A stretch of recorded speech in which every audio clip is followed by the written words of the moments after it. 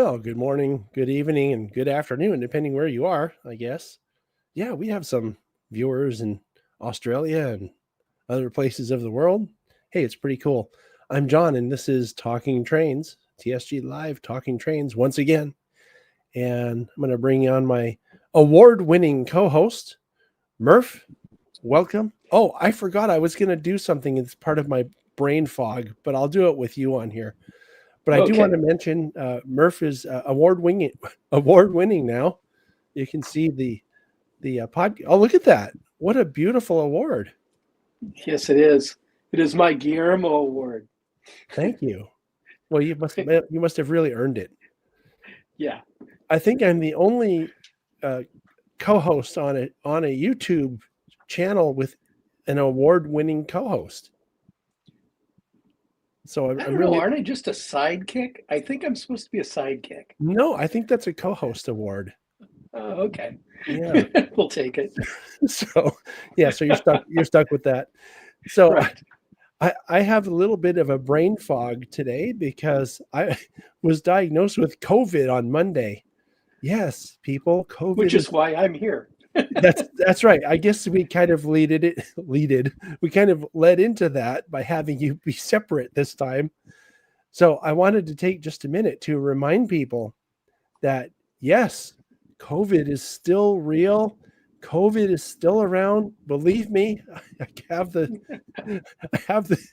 brain fog to prove it.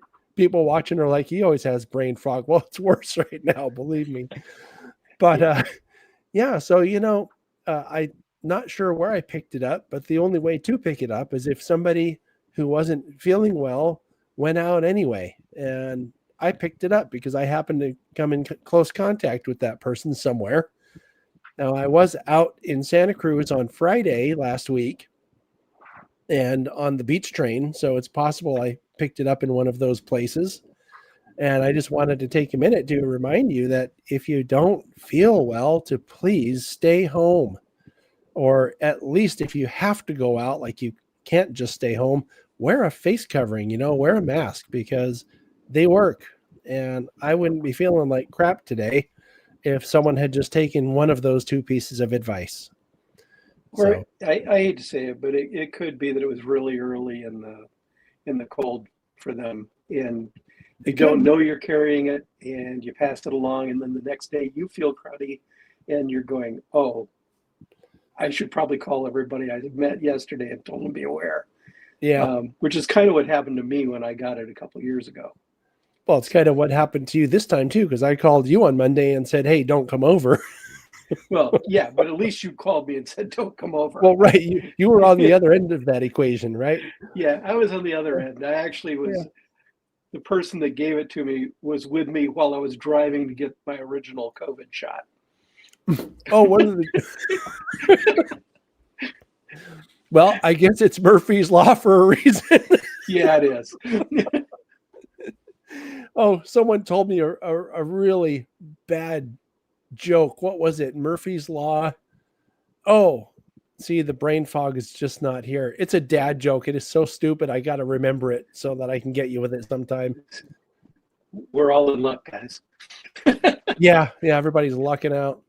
Anyway, so we have a really fun show today. I actually have a couple of guests coming on that, well, one was kind of planned from the start, and the other one was something that happened, which I'll get to in a minute here. And then we have a really, really good featured presentation from Paul Ingraham and Steve Lane, who gave this presentation at the Layout Design and Operations weekend whenever that was, early this year. It was like 6 or 8 months ago. It's a great presentation that I really hope that everybody will enjoy. I know I did when I saw it. There was something that really, really resonated with me in the presentation. And I'm sure that there's something that will resonate with you as well. Anyway, first, let us bring on Sparky 107. That's this guy. Hey, Day Model Railroaders. Hey, guys. Day Model Railroader. How are you? Excellent. Feeling great today. You've been talking about your YouTube meet and greet for several months now. And I don't know about you, but whenever there's some event like this for me, I'm like, oh, that's later in the year. That's a few more months. Well, it's this weekend. So, yeah, it sure is. Like I got 2 more days. Yeah. 2 more days and it's on us. So yeah. So what's going on with that?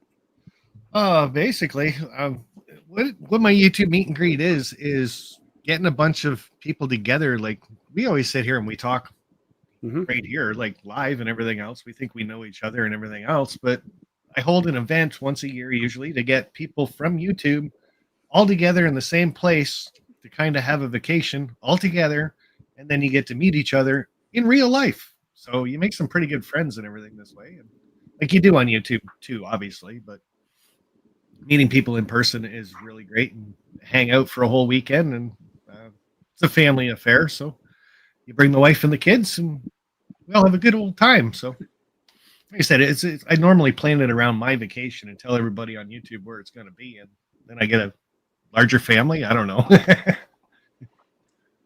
Yeah. Well, I mean, having been to at least one of them, I think. Yeah, the one in Colorado. Yeah.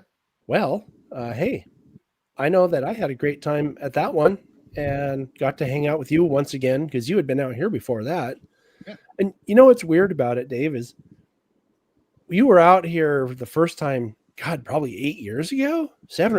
It was a while back. I mean, it's coming up close to 10 years real soon here.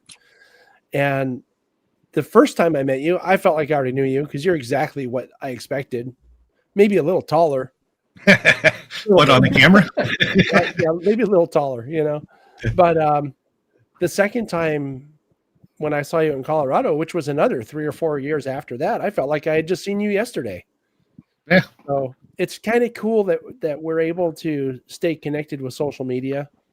And a lot of that has to do with the kind of community building that you've done with your channel. So I want to thank you for that. And I really, really wish I could go. And I just got to say, it's a really good thing that I did not plan to go or make any arrangements, because coming down with COVID, there's no way I would have been able to go. So yeah, I would have kicked you off the bus for sure. So yeah, well, I mean, I would never expose people on a plane to the way I felt. It was just not something I would do. So yeah, so my first one was probably, well, I can't even remember when my first one was, but only 7 people showed up.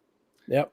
And again, that was me a couple of weeks prior to doing it. I just said, hey, I'm going to go to such a place and I'll be there for the weekend. And 7 people showed up. And I thought, well, that's kind of weird. So the following year I did it, same place, and 107 people showed up. So, and yeah, kind of a coincidence. My name's Sparky 107, but yeah, that's how many people actually signed the guest book and everything for that event. It was prophetic. You didn't even know that. Yeah. Wow. I think I've only missed 2 years, and that was the 2 years of the COVID thing that you've got now. So, yeah. Well, and I'm going to miss it this year. I'm going to say it's because of COVID. It was more reasons than that, but this would have definitely been the showstopper for me. Yeah, and that was the nickname I gave it, was the showstopper, because it literally canceled the meet and greet. So yep. Well, also there was something at the time where, if I remember right, wasn't YouTube restricting videos from talking about it too because they didn't want a bunch of misinformation going out? Yeah. Yeah, they were actually shutting live streams down and stuff like that right in the middle of it if you said it too often. So again, we called it the showstopper for everything else, and we got away with it. So yep. Well, you know what? It sounds like you're going to have a great time. Wish I could go. Sorry, I can't. And I look forward to hearing. Maybe you can come on again next month and tell us all about it. I mean, if I come on next month, can I get a co-host award too?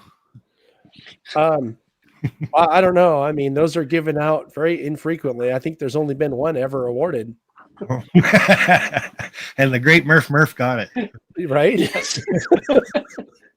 That's excellent. So, yeah, well, this year's meet and greet though is completely. Well, I'm not going to say completely booked up. The Friday event's completely booked. The dining car, moving train, having dinner, 2-hour trip type thing that I'm really excited about. That's completely booked and sold out. The St. Thomas Museum part, I think I could squeeze in maybe 4 more people. And Mini Prince Little Canada, I think we're up to 28 people for that, and we could get up to 35. So a couple of spaces left for a few things if people are in the area and they want to pop in. But please sign up on my videos. I was going to ask you, what happens if people just show up and you end up with 50 or 75 on something that you can only do 30 or 35 on? Yeah, and that's going to be the thing. I've said so many times that people have to sign up on my sign up videos. So if we get to an event and I can only have 35, 32 people and you're not on the list, you're probably not going to get into the event. Okay. And that's an unfortunate circumstance. But I guess if you say it enough times that people are supposed to sign up and they don't, I'm going to feel bad about it. That's for sure. But well, you've done all you can do, I think, by telling people to sign up. Sounds like you did great. Honestly, Yeah. it's one you could ask for. Yeah, it's a bit of a smaller one this year, but again, just kind of threw it out 4 months ago. I think I started it. So yeah. Well, it's going to be a good turnout. If you still have your gear, Sparky, can you put the link to the video that people can sign up at, so that, because I can't do that, and then our top secret producer is in the other room, sick as a dog.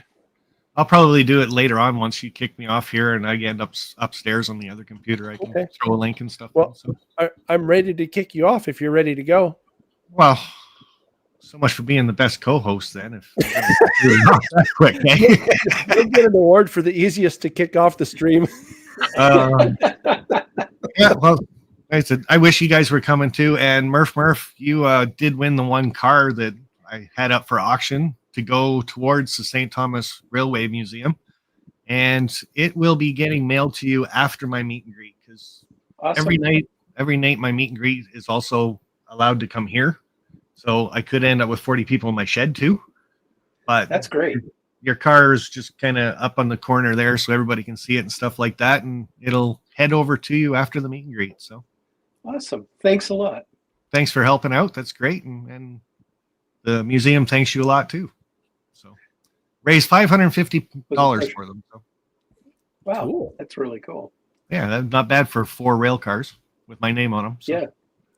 Yeah, I think with your name on it would have made the value go down. I think we raised for the Colorado Railroad Museum. Did we raise about $650, $700 for her? So. I don't remember. Yeah, I think it was pretty good. So yeah, well, that's because people heard I was going. Okay, so I gotta go. Choking yourself all up, eh? Yeah, sorry.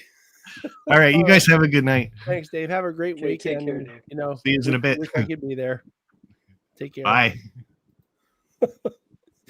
Oh, I always got an answer for everything, I guess.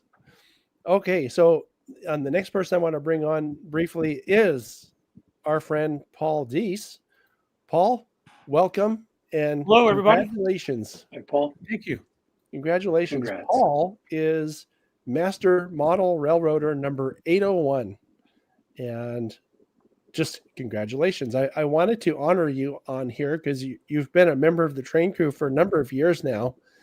And I have known that you've been going through your MMR process for at least for the past couple of years. And I'm just really proud and excited at your achievement.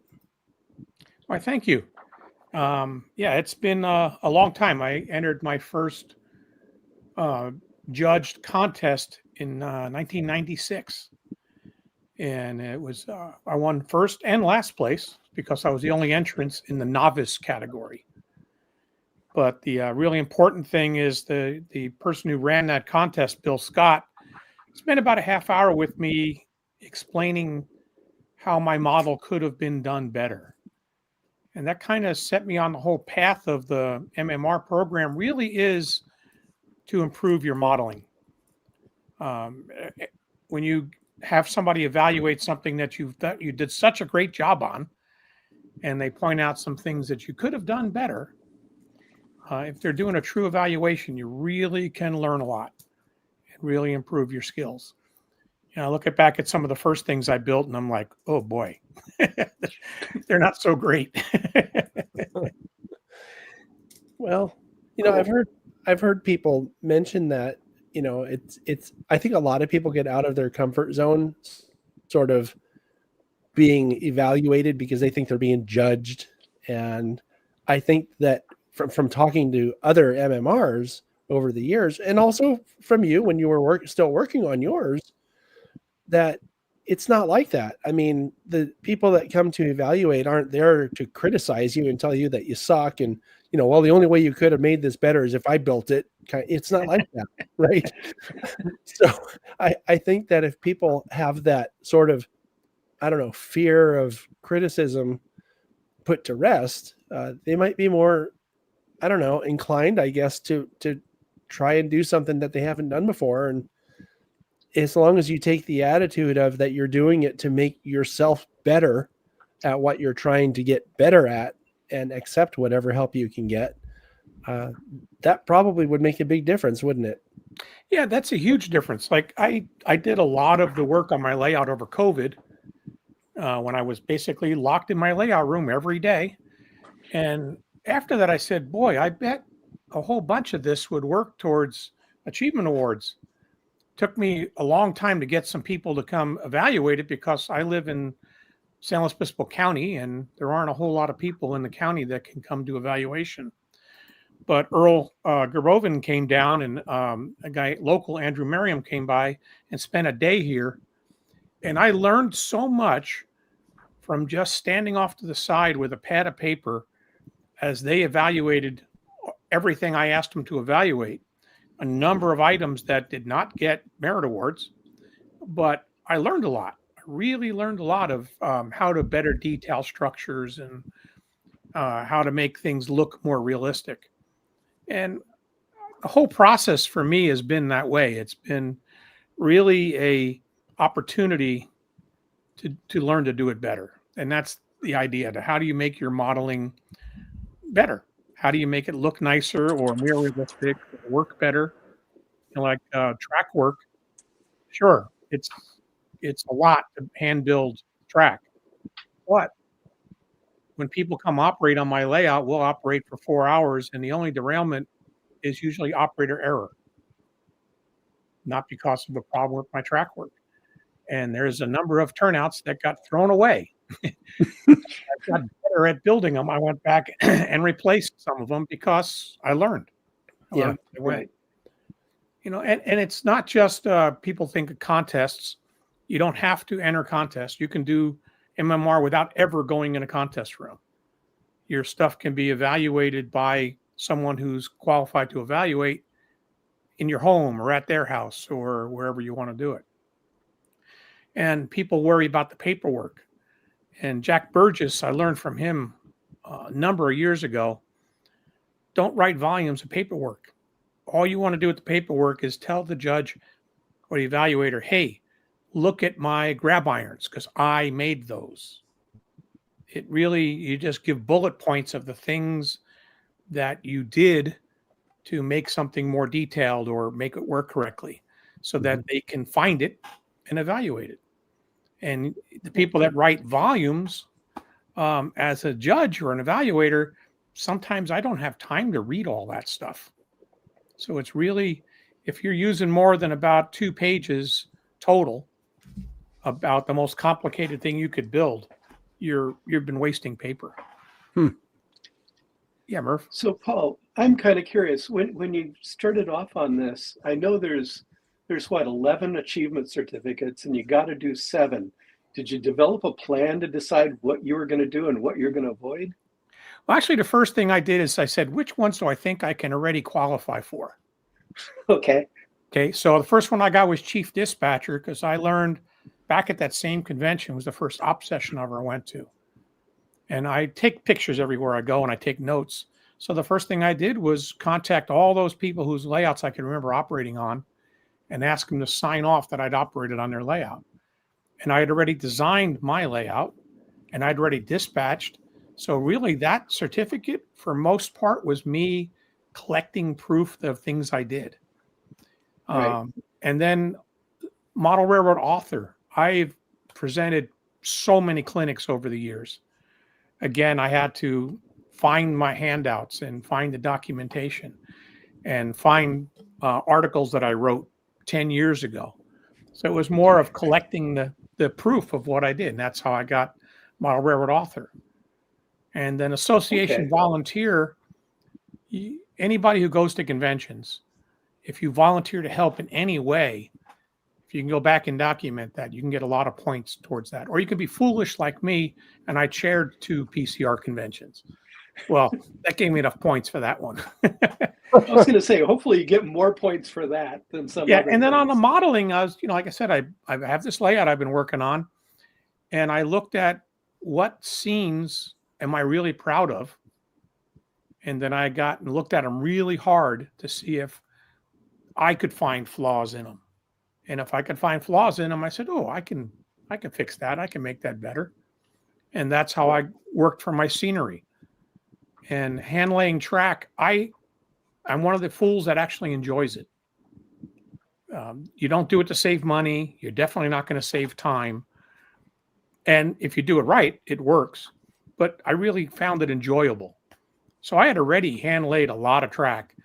I just had to go back and get the NMRA gauge out and say, okay, I know these are exactly correct by the standard and can have those evaluated. Yeah. Sparky's asking a question, but I'm not sure I understand what he means. He wants to know who got the first award for that and how much went by for what, Sparky. You'll have to type that in.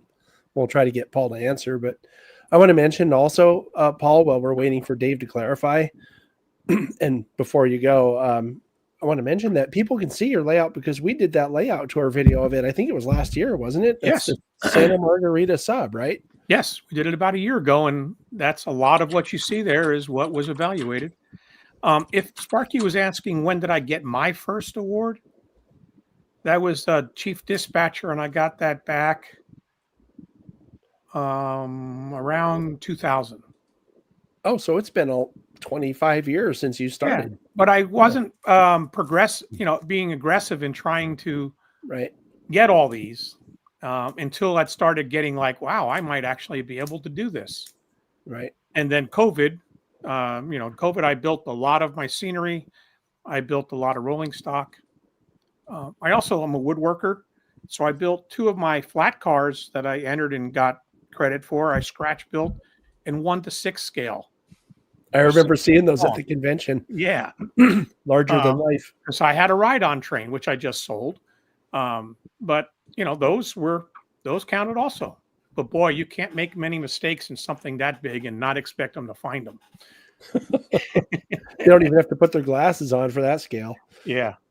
Oh, well, congratulations. It's something that not everybody does. And I think you have a reason to be proud. And I think everybody who knows you is proud of you for doing it. I know I am. So, well, thanks. And one last thing I'll say is if you go to a PCR or whatever convention, NMRA convention, volunteer to be an evaluator in the contest room because you will learn so much about what is good and what's not so good.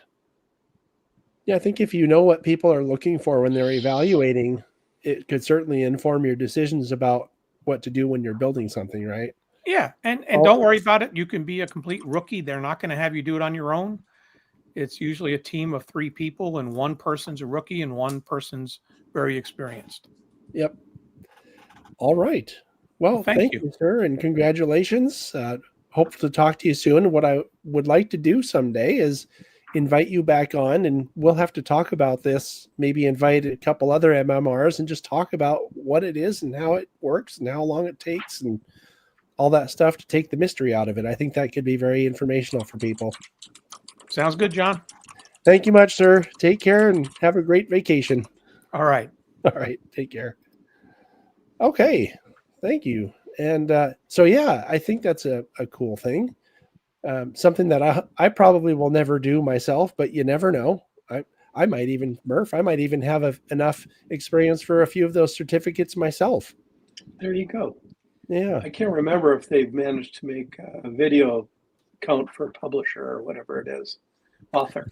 Well, if they don't, then I guess I'm out of luck because I only have, 2,500 videos or something that's advancing the hobby. I guess it would be, maybe I'll have to come out. I thought they'd fix that. So yeah, maybe I'd have to come out with my own award. I've been known to do that, I'll print up my own. I've heard that. Right. I'll print up my own trophy. Master video guy. It's an MVG award. Anyway, we have another couple of guests here. Let me bring them on here. This is Paul Ingraham, and I'm going to bring on Steve Lane. Welcome, guys, and thank you for coming. This is our main event. We have a really great presentation from you guys that I want to jump into, but before I bring it up on the screen, you're welcome to make whatever introductions you'd like to make. Thank you very much for being here.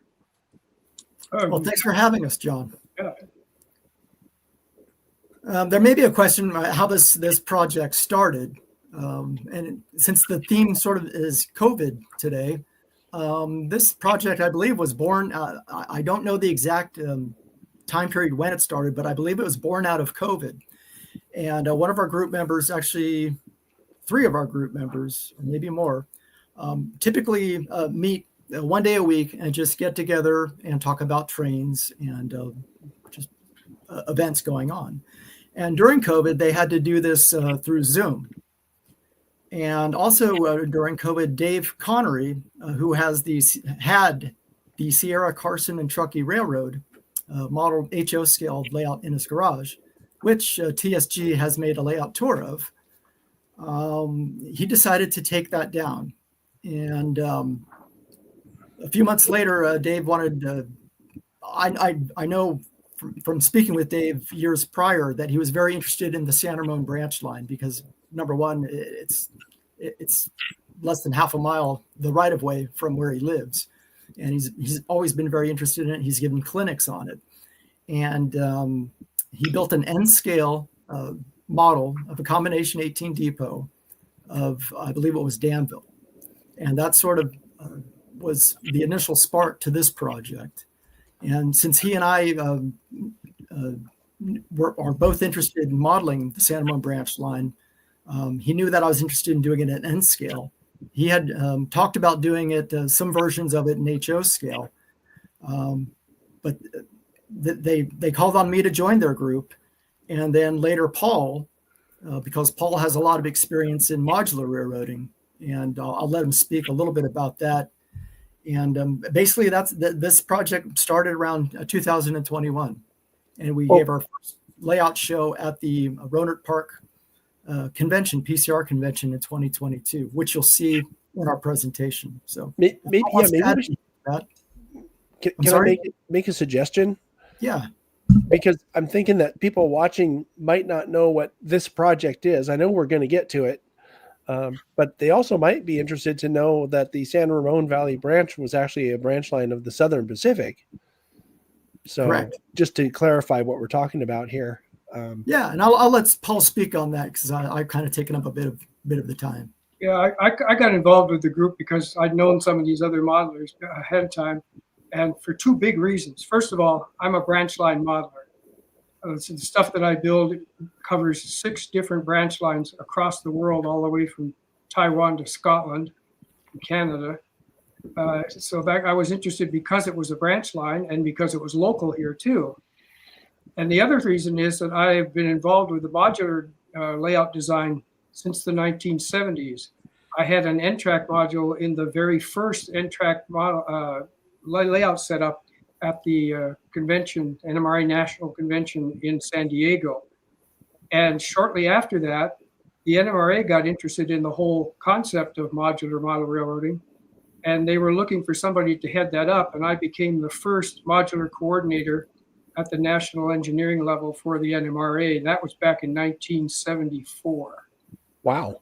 So I've been involved with modules and the development of them ever since then, and come all the way up from N-track through a lot of other groups that I've known about.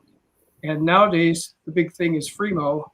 And I also had a system which I designed along with another modeler, Tom Knapp, who was a narrow gauge modeler in N-scale, which I started out with too.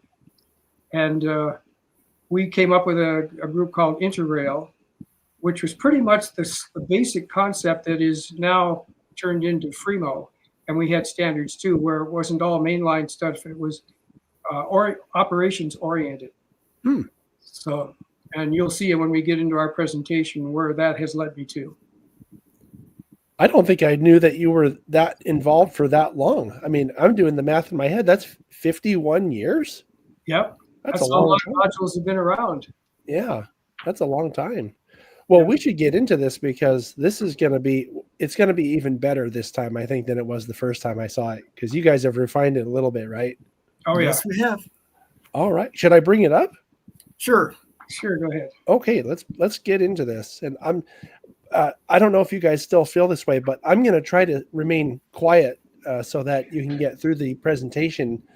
If anybody has questions, do you want them to try to hold them till the end, or is it okay to bring them up on screen when they come up? Well, we prefer that you wait, Okay. because we'll probably later in the program we may answer that question for you. So Oh, well, perfect. that's All right. we tried to design this to do that thing too. So, but Okay. first of all, there is one thing you could put up, and that is the people that want to get the handout. So, so we'll just get started here. And Yeah. before we begin, we want to advise you to have a copy of the presentation handout handy during the presentation. The handout is available as a link on the description of the video. So if everybody's watching on a computer, you can download it directly from the link on the YouTube video here. Right. So, And then later on, for a TSG YouTube channel replay audience, a link will be provided to download the handout from our San Ramon Branch Model Railroad Group website, which surprisingly enough is sanramonbranchmodelrailroad.net. And that's a work in progress. oh, well, there we go. And as long as you give me the link once you have it available, just let me know and I'll put it into the description again. Just heading up that part of our project, so he'll be in contact with you about that. Excellent. Well, let's there's a little issue with somebody else owns the domain rather than the host, so I've got to sort that out. But the website should be up and running in probably 30-60 days at the most. Oh, well, it's always something with this dag-nab technology. So yes. So it's all yours. It's all yours. All right. Now, just to reinforce, our virtual audience can ask questions using the live chat box, and we will answer as many live questions as possible following our presentation. Given that, let's begin, Paul. Throughout the history of railway modeling, we've developed many strategies to aid modelers in designing their layouts. In this presentation, we'll consider how these can help modelers enhance their hobby experience as we create a practical layout development plan that addresses the perspectives and challenges that modelers face in today's fast-changing world. While what we will share can be useful for all modelers, we'll focus on what new modelers, young and old, may find most relevant today. We'll reference our San Ramon Branch N-Scale layout project to demonstrate how we've applied these strategies. Before we delve into the nuts and bolts of layout design, let's reflect on what modelers, especially new young modelers, the future of our hobby, are seeking in their hobbies. We'll focus on what the younger generations and other new modelers expect from their hobby activities and present the practical considerations they will face as they embark on their railway modeling journeys. Modelers of all ages want to be creative, to see something take shape through their efforts, something that they can be proud of accomplishing for many generations. This has meant making physical objects through which we can demonstrate our creative skills and share our interests with others. But as many social observers note, today's younger generations are more interested in experiences than in accumulating things. Part of this is a matter of limited resources. They do not expect to have the permanent settled lifestyle that earlier generations sought. They do not yet have the financial resources to acquire expensive toys, nor the space to enjoy them. And they seem not to have the attention spans required to acquire the knowledge and develop the skills needed to pursue and evolve in the hobby. To engage new modelers in the hobby, we need a strategy that addresses these lifestyle factors.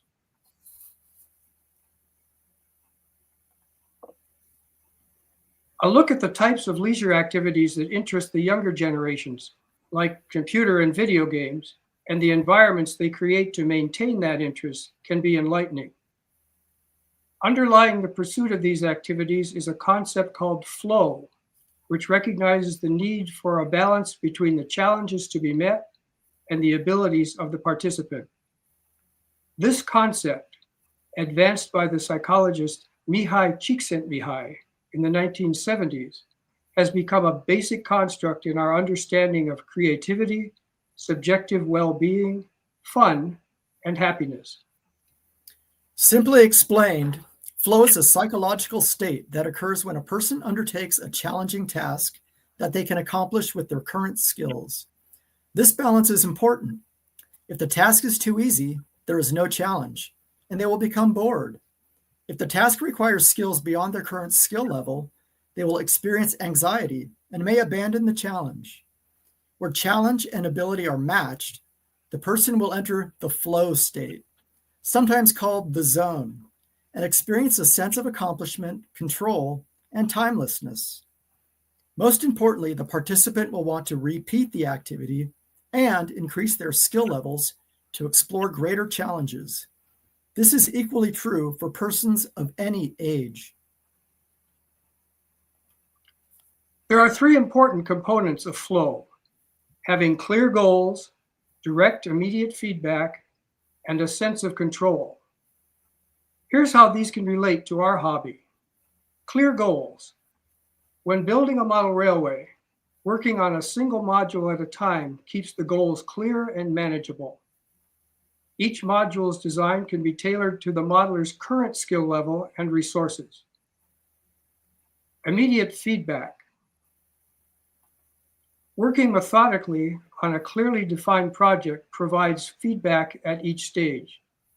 The modeler will see how each step supports the next stage of the project. Modelers building their first modules may be able to get some support from a local modular group in their area.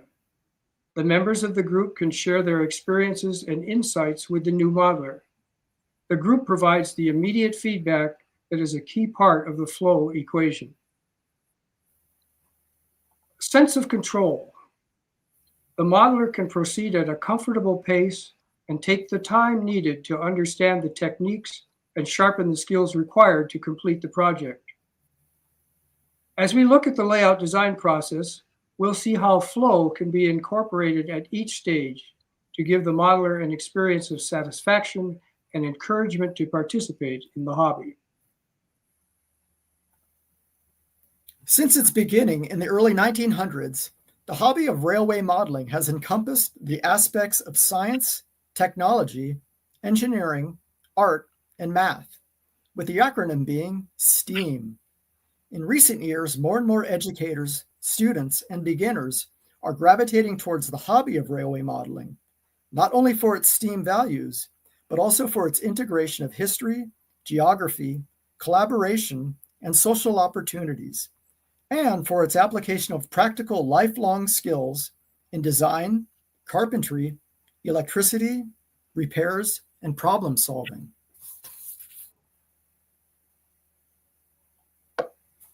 Model railroad product manufacturer and supplier Walthers has developed Full Steam Ahead, a program with online lessons to help guide new and younger modelers through STEAM-based modeling projects of increasing skill levels at the Full Steam Ahead website. Model railroad organizations, including the Amherst Railway Society on the East Coast and the San Diego Model Railroad Museum on the West, are promoting the hobby with STEAM-based programs open to K through 12th graders. The NMRA's Pacific Coast region partnered with New Tracks Modeling to offer a $2,000 school scholarship to a college-bound student for the 2023 to 2024 academic year, and plans to do so again this 2025 to 2026 year. With these important considerations in mind, let's now look at the practical factors of designing a model railway. Let's look first at what has been a basic beginner's layout format. At the upper left, we see the iconic starter layout, a 4-foot by 8-foot plywood sheet with the most basic layout plan of a continuous circle of track maybe with an added spur and a siding. This layout is set up wherever there's space for it, which can be a challenge in itself. But at least trains are running and running and running and going nowhere. Both building and operate it requires only minimal skills and presents minimal challenge. Relating this layout to the flow concept, this type of layout gets boring very quickly, which can lead to apathy and the modeler abandoning the hobby. As an alternative, the roughly 4 foot by 8 foot modular oval at the lower right, using designs found in the San Ramon branch and interrail layouts, provides more operational and configuration possibilities in a format that will allow future expansion. One way to add interest is to cut the 4x8 into several modules. One of the Model Railroader magazine's project layouts was the Milwaukee Road Beer Line, a set of 4 modules that could be rearranged in a variety of ways. This design provides many of the functions of a prototype railway and engaging operations. Yet it is reasonably simple and quick to construct and is expandable as the modeler's interests and skills grow. And it could even be set up as an oval tail chaser if desired. Now let's look at other ideas that can encourage modelers to get more deeply involved in the hobby. How can their interest be fostered, especially as we attempt to embrace the interests of younger generations in our hobby? Over the years, a general outline of steps for layout development has evolved. This outline advises modelers to choose a prototype, research it, design a track plan that captures its feel, and build it. Several of these planning concepts offer useful insights. Descriptions of these can be found on the National Model Railroad Association website under the Beginner's Guide topic and in our presentation handout. Givens and druthers from John Armstrong. Layout designers start with givens, factors that, like available space and minimum curve radius, must be accepted. They then look for features that they would rather like to incorporate into their layouts. Armstrong's track planning square helps the modeler balance these factors in layout design. For our San Ramon branch project, our basic given is the prototype track plan. We developed this from Southern Pacific plat maps and Sanborn fire insurance maps, but we also needed to find practical ways to realize this.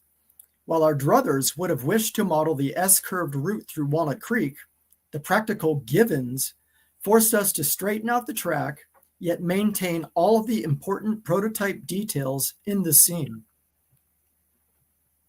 Layout design elements, LDEs from Tony Custer, is a design technique of identifying a signature scenic element of a prototype or prototype scene and building that element in order to capture the feeling of the prototype.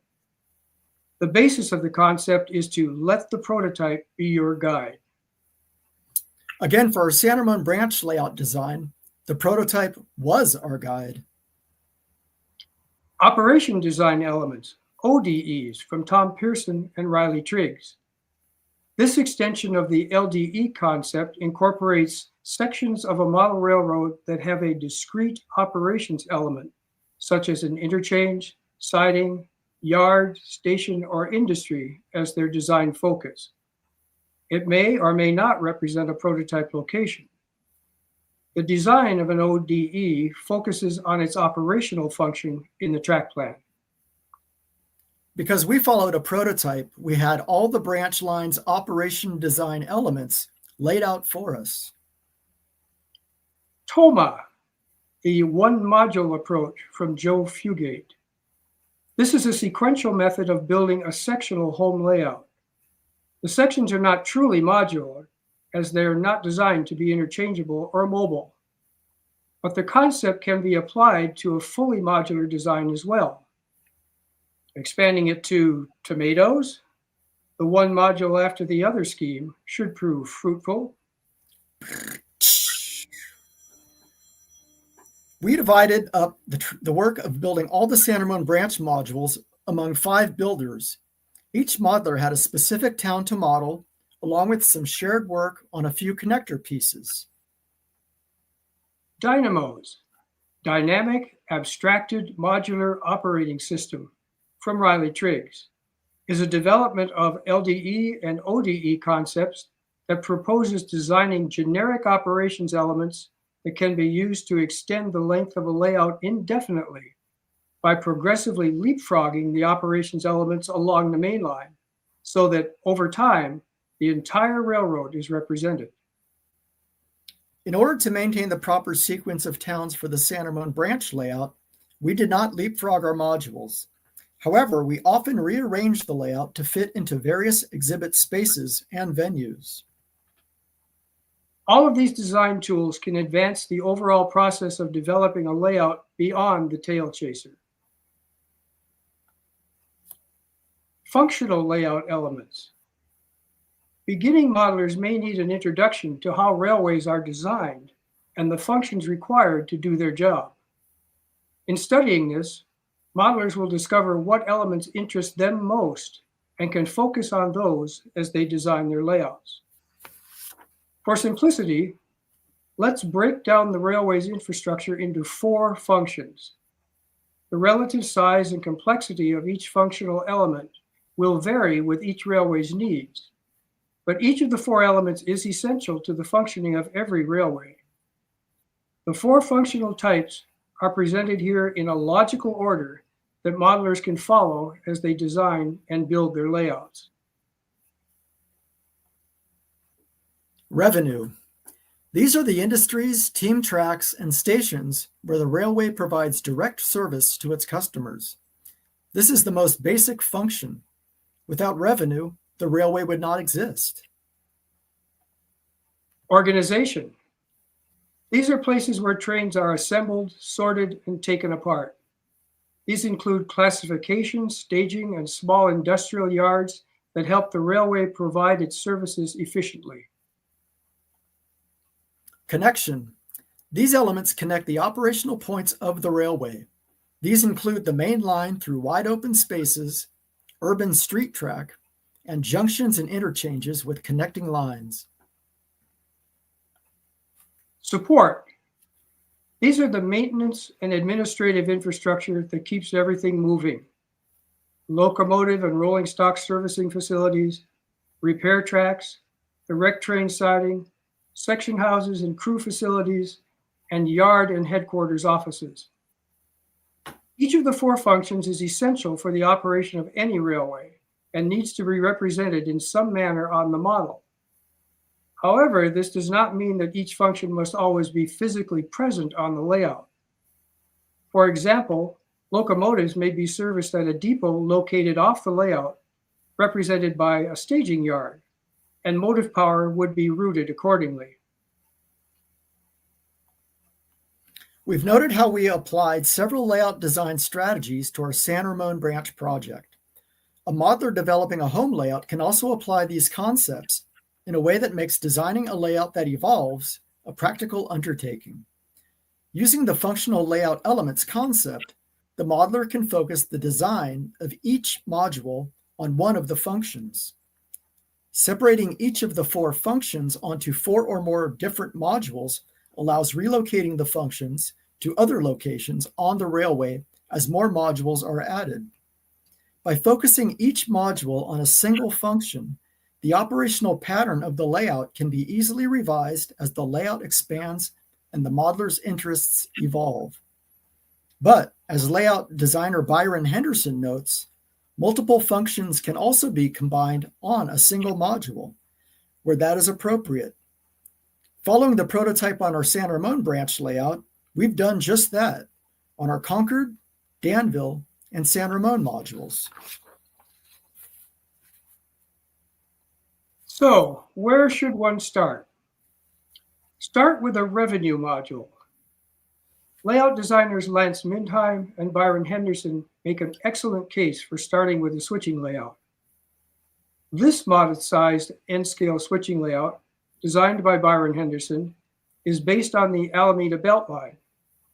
MC Fujiwara built a modified version as a fold-up portable switching layout. This layout could be built as a module with interfaces at each end. It then becomes a functional layout element that could be the starting point for an evolving layout.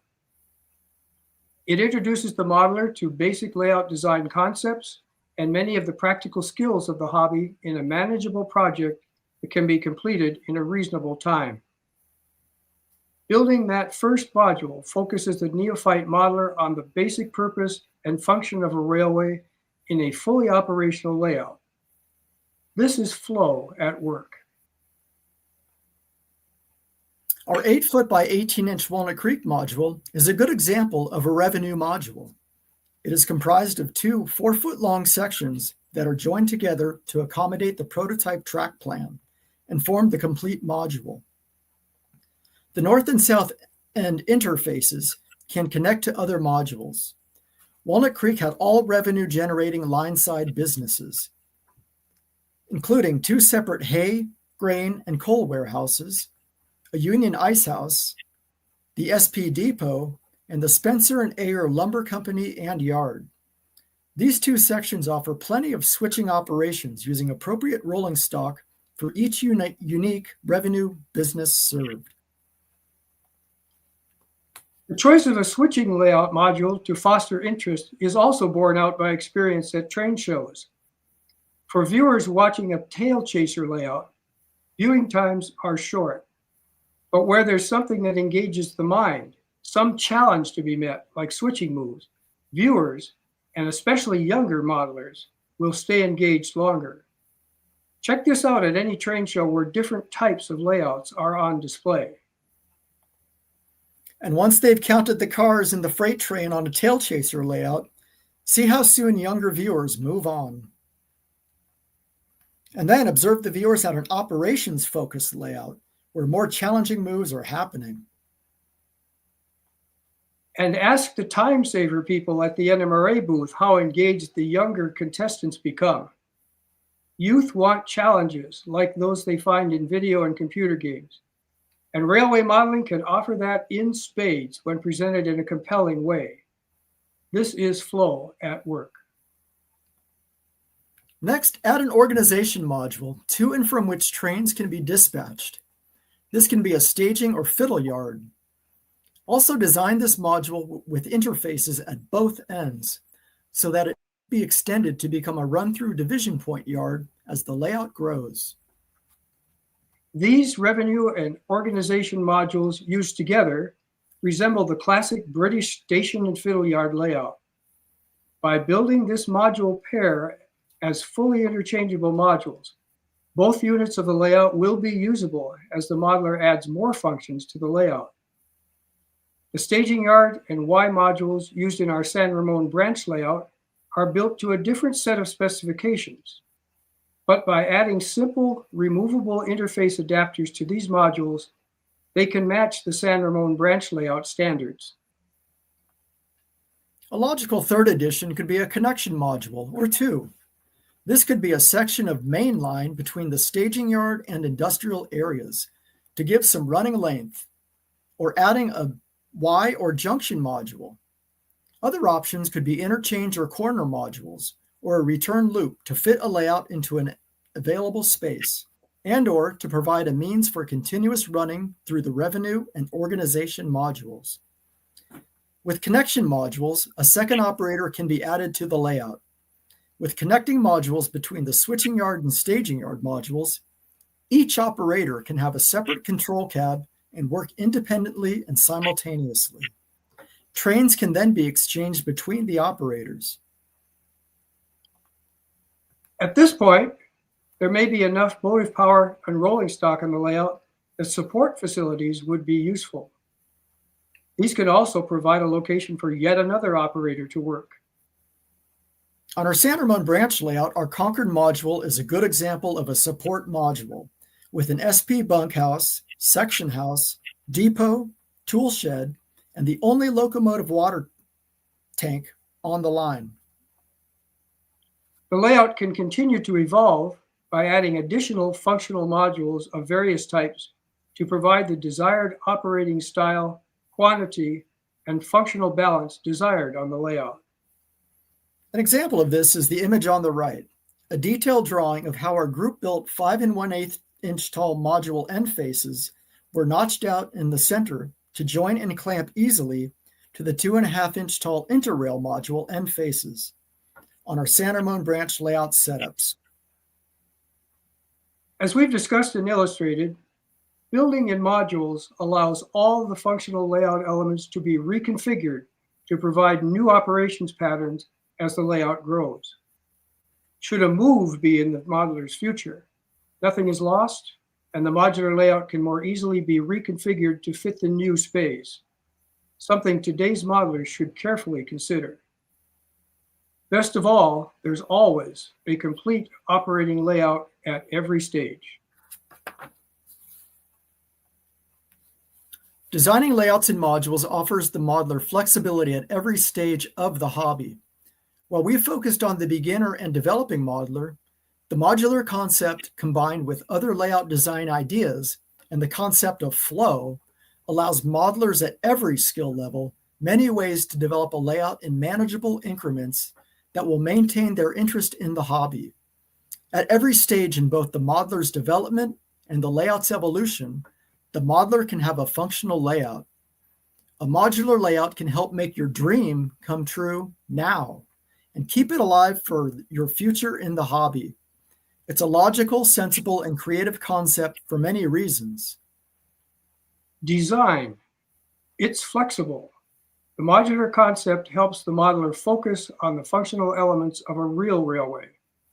Each module is a functional layout element that incorporates an operational concept. Realize. Modules address the realities of building a layout by staging construction in manageable units. The concept maximizes the investments of resources and time. Modules can be reused in future layouts. Modules can make relocation simple. Educate.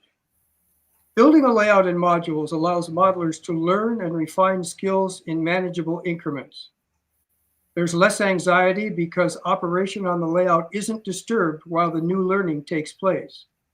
New and revised modules are worked on away from the operable layout.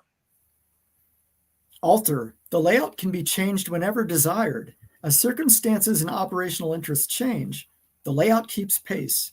There's always a layout to operate, and that layout has the feature the modeler wants now. Manage and master.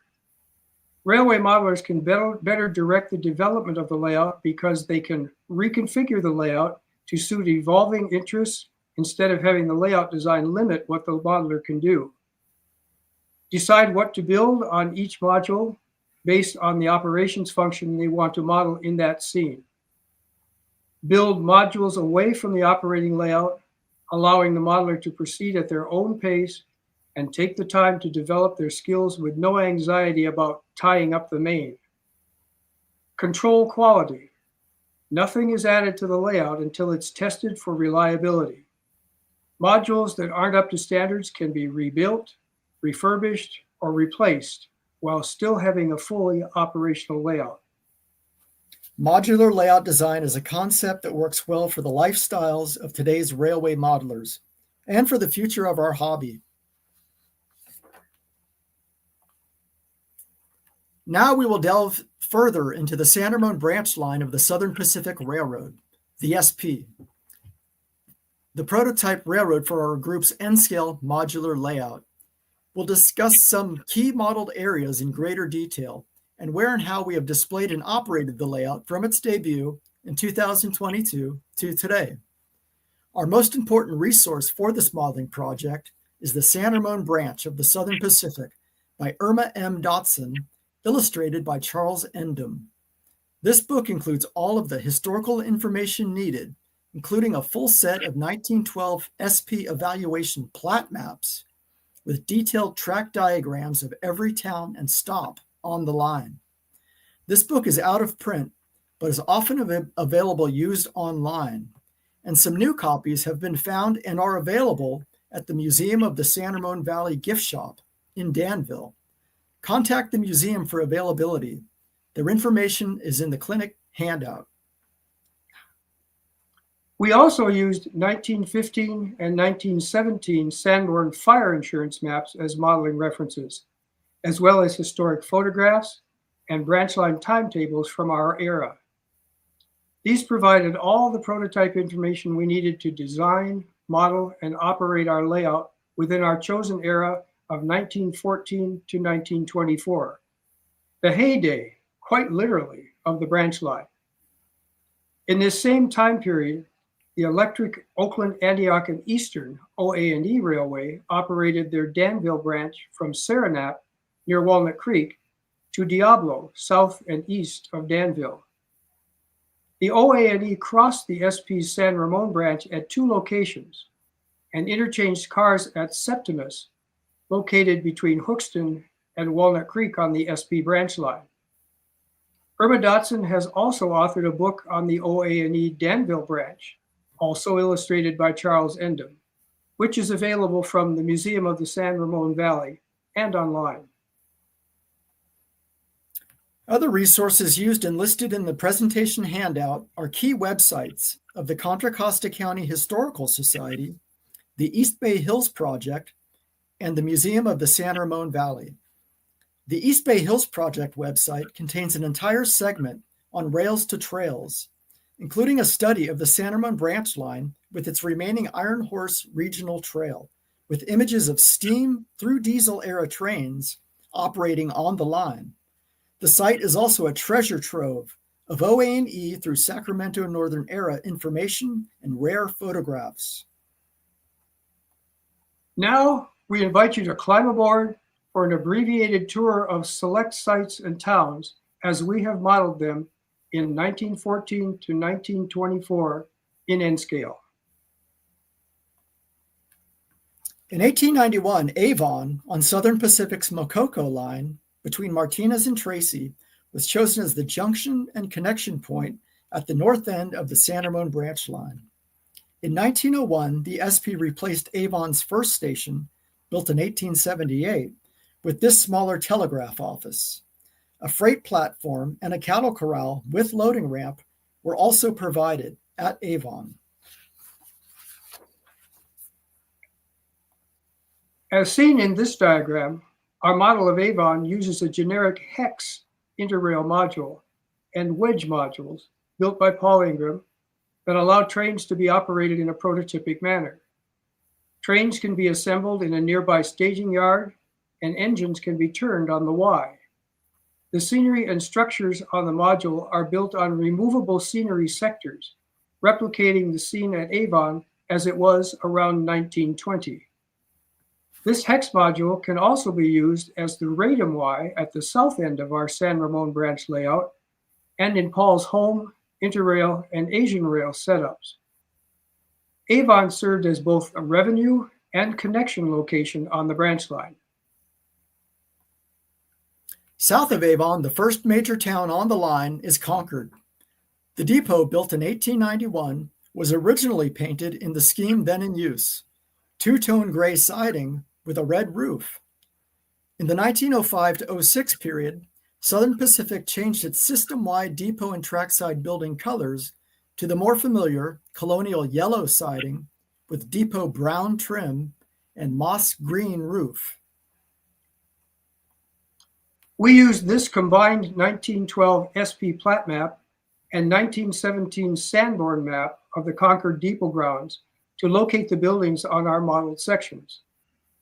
Below is a color diagram by Steve Lane showing all the structures from the combined maps. Our Concord module consists of two 18-inch wide by 4-foot long sections, joined together with brass dowels and clamps at the middle end faces. This connection system is used on all our multi-section modules. Earlier, we mentioned Concord's support structures. Concord's rail-served revenue businesses and structures were the SP Depot, the Union Ice Company, several warehouses, a hay and grain mill, a lumber company, and a livestock corral with a loading ramp. The prototypical track arrangement on our Concord module provides many switching opportunities and some challenges using a wide variety of rolling stock. The Concord module can be seen on regular static display at the Concord Historical Society Museum as a part of their permanent local railroad and commerce exhibit. In 1891, Danville rancher and landowner John Hartz provided over 8.5 acres of his ranch property to the SP for the town's railroad and depot area. Here are images of the Hartz Railroad area and its huge rail-served hay, grain, and lumber warehouses. The upper photos are of the Weister, Danville, Hay, Grain, and Lumber Company warehouses. The lower images are of the Flournoy, Hay, Grain, and Lumber warehouses. The depot image on the left was probably taken in the early 1890s, shortly after the branch line opened. The image on the lower right reveals a much quieter scene, likely taken in the 1930s, near the end of passenger service on the line. The upper diagram is a combined 1912 SP plat map and a 1917 Sanborn fire insurance map. Below is a colored diagram of our Danville module consisting of 4 sections, 2 3-foot-long sections and 2 4-foot-long sections, creating a combined Danville module length of 14 feet, nearly 1/2 scale mile in N scale. Note the similarities in the track arrangement and of the building sizes and footprint locations as modeled as closely to scale as possible to the Danville prototype. Mostly revenue operations are performed in Danville, including the SP depot and freight service, and switching of the line-side hay, grain, and lumber warehouses, and the cattle corral and loading ramp.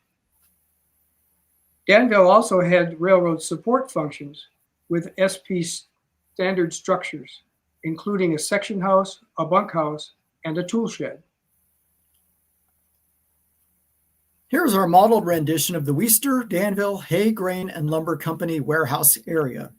Note the 6-foot-long removable curved bump-out section that was constructed to accommodate the prototype's one large corrugated metal warehouse that was rotated 90 degrees and squeezed in between the adjacent wooden warehouses.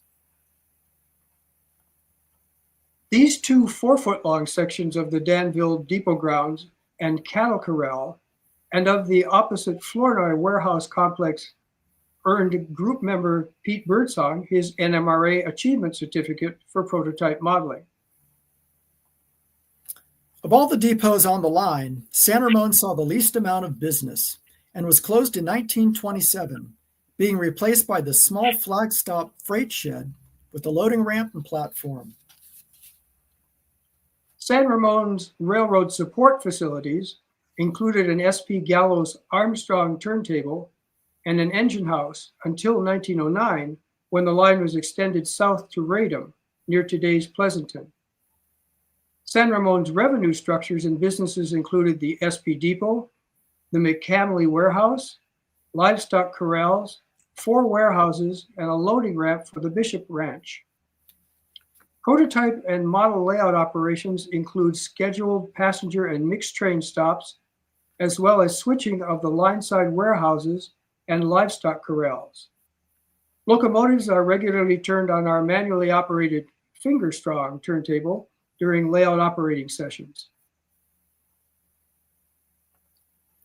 South of San Ramon is the southern terminus and Y of the San Ramon branch, at a site for which no apparent reason the SP named Radom.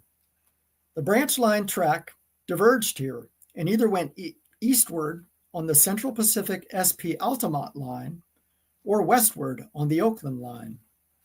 In 1911, the SP erected a standard signal tower with an operator on duty to protect the crossing of the Western Pacific's tracks. The site also had an old baggage car that the SP used as a storage shed. Our model of Radom is a connection and support module that can consist of either Paul's Wherefore hex module, as seen here, or his Y module, seen earlier as Avon. Interchangeable scenery sectors are also created for Radom, including SP's railroad support, signal tower, and storage structures. Our layout configuration at the 2024 PCR TechLine convention used the Wherefore hex module as photographed here. Though not a true Y, it served as a good visual and operational representation of RADM as both a support and connection location on the branch line. Our group's modeling standards are based on FREMO-N design standards with some modifications.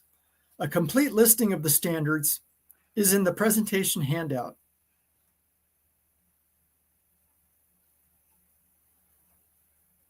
Having gained experience operating the layout in 5 different configurations since 2022, we've created 7 additional standards to incorporate into our standards guide and future module design and layout operations as listed here and in the presentation handout. Here are some images showing the construction techniques and different sizes and shapes of some of our group-built sections and modules. Here are some early section construction photos and sketches showing our bolt-free leg pocket design and our freestanding leg set assembly. The frame's double 1x4 supports, spaced just over 1.5 inches apart near the end of each module, allows the pockets to simply slide onto the 4 leg tops protruding up from the braced and bolted together leg set assembly. These images are in your presentation handout for reference. Standard section and module plans using all wood construction were drawn in AutoCAD to aid in the design and planning of all future sections and modules. This 4-foot-long section drawing is also included in the presentation handout. The brass pattern maker's dowels we use to assure precise track alignment of module sections with multiple track interfaces are available from Hobby Tools for You in the UK. A website link and QR code for these are provided in the presentation handout. Here's an image of some of Paul's interrail module shapes and track diagrams. Several of these, including the Y, the staging yard, the 90-degree and 30-degree corners, and wedge modules, have been adapted for use in our group's layout configurations. They are also used in Paul's home layout and Asian rail layout showings, typically at the Hiller Aviation Museum's Trains and Planes show in early April of each year. The Hiller Museum link and QR code are in the presentation handout.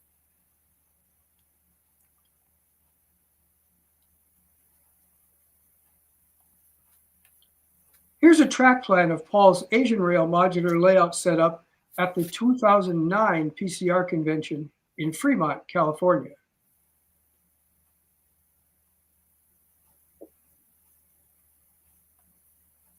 And here is that modular layout configuration.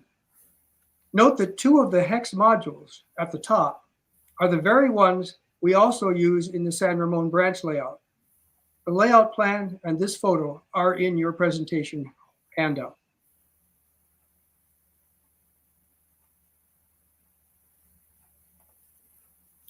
To demonstrate the flexibility we needed to display our layout in various venues, we will now share our 5 different San Ramon branch layout show configurations. Our first layout showing was at the 2022 Return to the Redwoods PCR convention in Rohnert Park. The L-shaped layout track plan and info are included in the presentation handout. Our second layout showing was at the Concord Historical Society Museum as part of their museum exhibit space grand opening.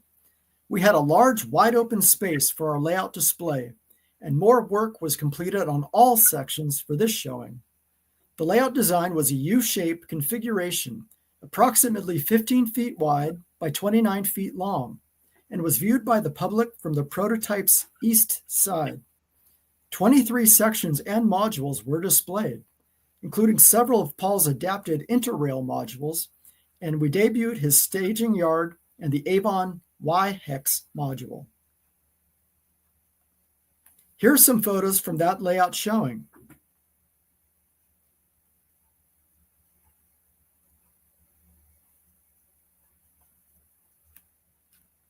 TSG Multimedia produced a 21-minute layout tour video of the Concord display in January of 2023. It can be viewed at TSG's YouTube channel. A website link and QR code to the video is included in the presentation handout.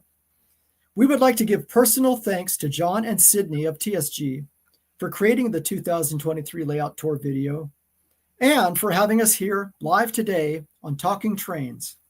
We thank you both for all you do for our hobby. And we thank you. Our third layout showing in November and December of 2023 was at the Museum of the San Ramon Valley in the former freight room and current exhibit space of the restored Danville Southern Pacific Depot. The layout was a walk-in configuration, approximately 13 feet wide by 29 feet long, and was viewed from the prototype's east side. The museum's permanent exhibits presented numerous obstructions and design challenges, including the room's original 1890s built-in E&T Fairbanks freight scale. The scale is located where the track plan angles downward. 23 sections and modules were displayed, including more of Paul's adapted interrail modules. Here are some photos from that layout showing.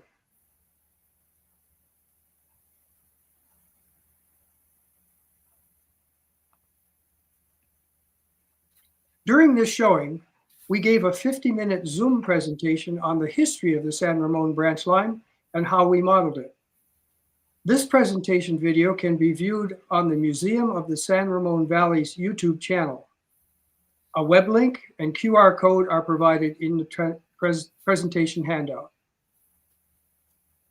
Most recently, both Paul Ingraham and Steve Lane from our group and Beverly Lane, no relation to Steve, and Roanne Ross of the Museum of the San Ramon Valley have recorded narrations scripted mostly by Dave Connery to accompany the refurbished, this past spring, San Ramon branch line photo display at their museum in Danville. The photos and narrations will soon be accessible by QR codes at the exhibit display and will lead to dedicated web pages with the branch line photos and recorded narrations on the museum's website. This project should be completed this fall. Our fourth layout showing, our largest to date, was at the 2024 Techline PCR convention in Milpitas. The layout was an L shape along the walls configuration with an added staging yard leg. The layout's dimensions were approximately 19 feet wide by 41 feet long, with an added nearly 7-foot long staging yard. For the first time, the layout was both operated and viewed from the prototype's east side. There were a few minor obstructions and accessibility constraints to design around. The 23 sections and modules were displayed, including additional adapted interrail modules. This showing saw the debut of our redesigned 2-section, 8-foot-long San Ramon module and of the adapted Radom Wherefore Junction Hex module. An article and photo essay of this layout showing was published in the 2024 July through September third quarter edition of the Pacific Coast Region's Branch Line newsletter, which can be viewed on the PCR website. The web link and QR code are provided in the presentation handout. Our fifth and most recent layout showing was from August to October 2024 at the Harrington Art Gallery of the Firehouse Art Center in Pleasanton as part of their Rails Connect Railroad Art exhibit. The exhibit space is the former fire truck bay of the original Pleasanton Firehouse building, now converted into a wonderful art gallery space. This was our smallest layout configuration to date. The layout was a U-shape walk-in configuration with no yard. Locomotives were turned around at San Ramon. The layout dimensions were approximately 18 feet on the long U leg by 13 feet wide by 15 feet on the short U leg. 14 modules and sections were displayed here, including 3 adapted interrail modules. The layout was viewed from the prototype's west side. There are several public accessibility constraints to design around. We had a gallery wall to display historic photos of the towns depicted on the layout, as well as some additional prototype railroad and modeling exhibits, along with railroad-related artwork by local artists. Here are some photos from that layout showing.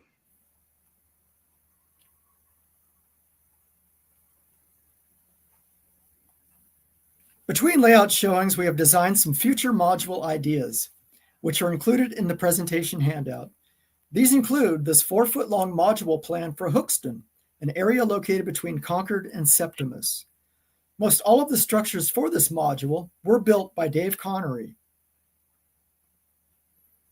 Here's an action photo and SP plat map of the Septimus and OA&E named Las Hutas track crossing site. And here are some sketched out ideas of that future module to be built.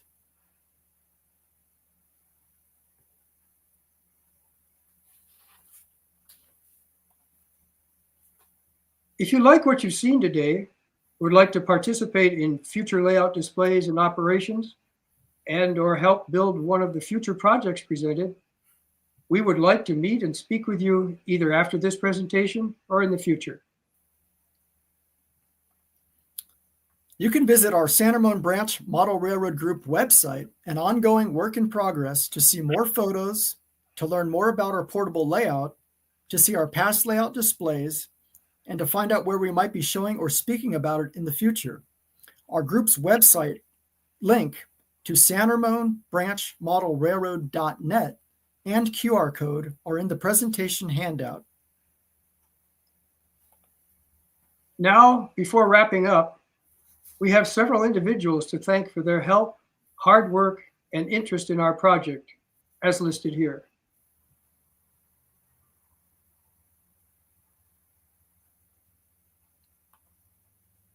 And that's the end. And Thank you for your interest and for joining us this afternoon. I'm trying to look and see if there's a little soundboard with some clapping for you guys. anyway, in our remaining time, we'll be happy to answer any questions you may have. Well, we have one that I thought was a really interesting. Well, let me just see what you think.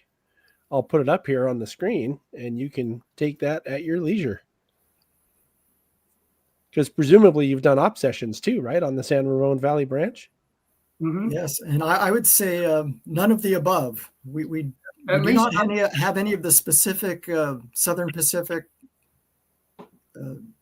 switch lists, cards. However, I will say I do have a card operation system on my layouts, and I'd be happy to provide materials so that we can do that on the San Ramon branch as well. So I'd like to see that in the future. I have a question that's related to this then. If you haven't done TT and TO or any of the above, can you describe what an op session is like on the San Ramon Valley branch line? Well, mostly since it's all been public displays, it's mainly been making sure something is running. Right.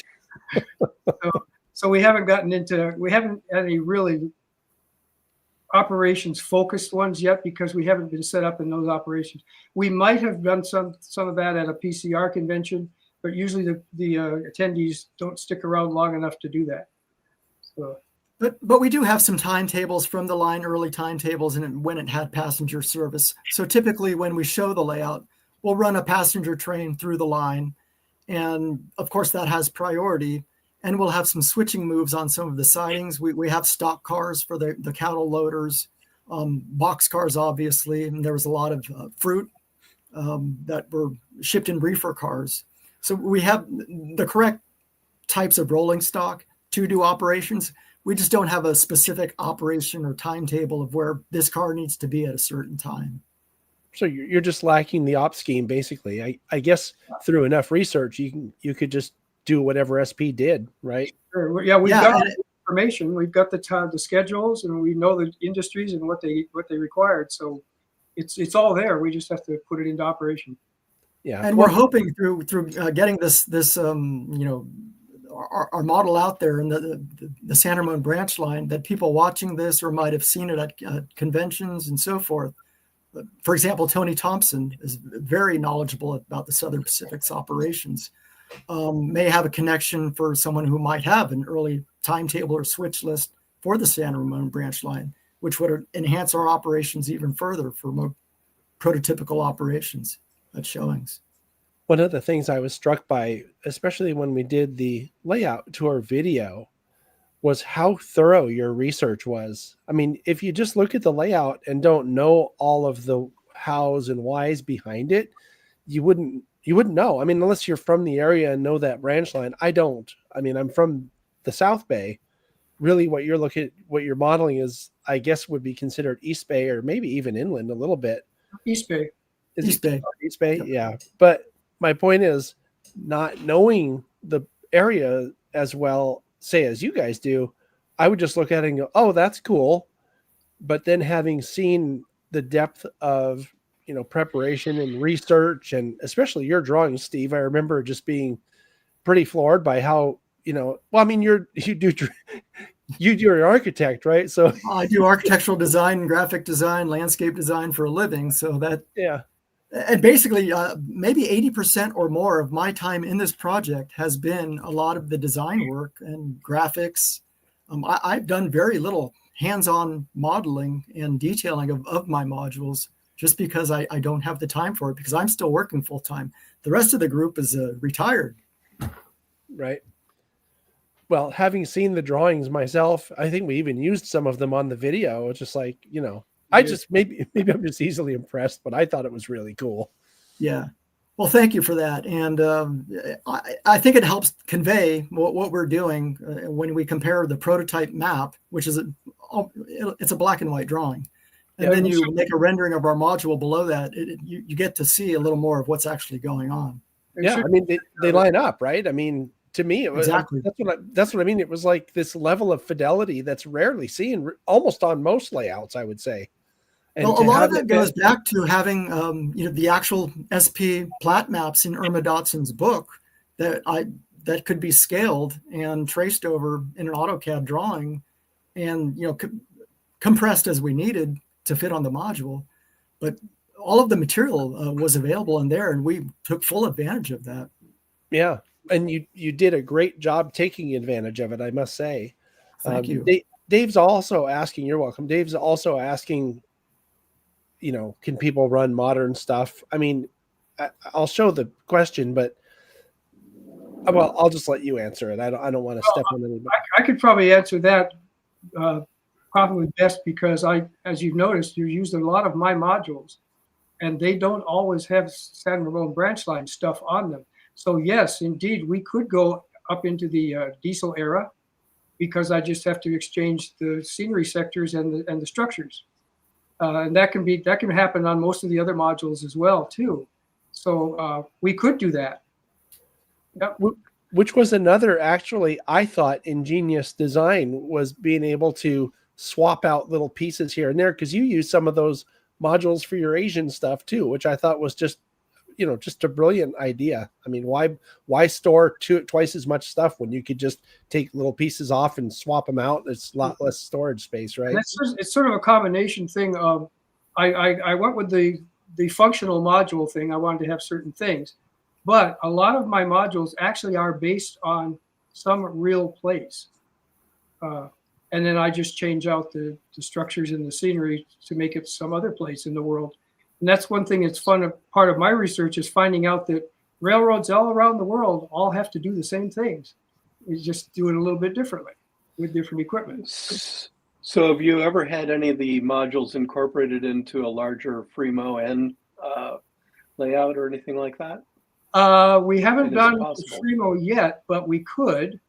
What we have done is, I'm also a member of NTRAC, and we have a connecting module that Brad Myers has built that goes from the NTRAC mountain division out across the edge at 90 degrees and then attaches to our Asian rail stuff.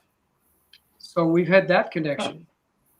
Has that been? Yeah, and since Paul's Asian rail is a large part, many pieces are in the San Ramon branch line N scale layout. we could actually do that. We haven't done it yet because going back to the presentation, we need a little more help with this project moving forward. Some of the senior members they've just become less involved and aren't physically able to transport, move, set up the layout. So some new Yes. blood in the group would be excellent.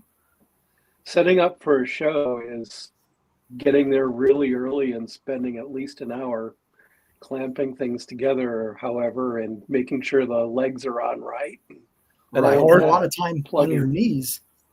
Yeah. Well, Yeah. We have tried to minimize that somewhat with the design of our modules, where you set up the assembly legs first, then you just plop the module on top of it. And we've also made it easier cool. because we go flush to the interface like Freemo does with the track. You don't have to go back and put in all those joiner tracks, Fitter tracks. Yeah. which never Right. I fit. really like the brass plug things. Those Those are really magic. Yeah. When I did Freemo N, it was you do the butt joint thing, but then you're fiddling with the whole module and some like welding clamps to hold it, and it was just very hard. So that's really neat. I like that aspect of it. I feel the whole thing of, oh, we've set up for the show and people want to see trains run. But to me, the real promise of this whole thing is ultimately being able to operate.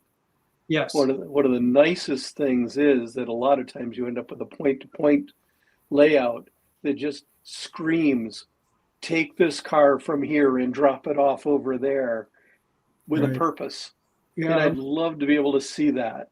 that's a nice thing we've done with the Asian rail layout. When we set that up, I can set it up as a trail chaser, either rectangular or triangular because of my 60-degree stuff. But at one time we set it up with 5 legs, and it was all point to point to point to point to point. And that was Cool. fun. like spokes Yeah. of a wheel, kind of. Yep. That's pretty cool. Yeah, it would be nice. Yeah. It would be nice if you'd find somebody with a barn or something like that, so you could keep Well, it up for a week and figure out how you want to play. Yeah. And when we have showed it, aside from the PCR conventions, we were lucky enough to be able to have the layout set up for a month or even longer, which was great because Wow. it's a lot of work setting this thing up and taking it down. But it also gives more time for the public to come see it. And one of the things we really like to do is hand the throttle to visitors and let them actually operate the train and kind of get an idea of what trains are doing on the railroad. They're not just going up and down the line. They're moving this boxcar to that location. And then you got to clear the track for the passenger train to come through. Yeah, it's kind of your point with the time saver writ large. Yes. Right. And one thing I want to mention too is all of my layout interrail stuff is designed for DC analog to run, but on the branch line, the 7-1 branch line, we run NCE DCC, and there's no electrical problems between the two systems. If you wire it for analog, it's already set up for DCC, and I use live frog turnouts that are directional. So cool. That's One really of the- great. Yeah, one of the great things that could easily be done, especially since it's modeled after a prototype, is by having it on display somewhere where they get visitors, like a museum or whatever. You could be educating not just the public at large, but what you were mentioning earlier in the presentation, which is to get kids interested. Because I know as a kid, I didn't know what trains were. I didn't understand what trains were doing. They were just these cool big things that made a bunch of noise and had lights and was exciting to see go by on the track, and try to count the cars or whatever. I didn't know that they were moving appliances to warehouses and distribution centers or stores or whatever. I didn't know all that. But and I think a lot of adults don't quite grasp this idea of railroads being such a critical part of our transportation infrastructure. Now, it's a little bit old to talk about, but if the right person is there showing someone at the museum what the line, what the model represents, it would be really easy to have a segue to explain, this is done now just with containers, or, however you would put it. Steve could check me on this. Didn't we have at Concord, at least, we had some school groups that came through, and even though their focus was on the history rather than the railroad operations, but we can get Right. that. And then there were a few school groups that came into Concord, but also at our at the Museum of the San Ramon Valley and at the art gallery too. A lot of young visitors came in, and we handed them the throttle, and they knew they've operated a model railroad before, and they were just good. They knew how to operate the trains. And there were some you would hand them the throttle, and they really needed a lot of guidance. But once they started running a train and got a feel for it, they were enjoying model railroading. And that's another big aspect of this project, is to get it out there and show people what model railroading is all about.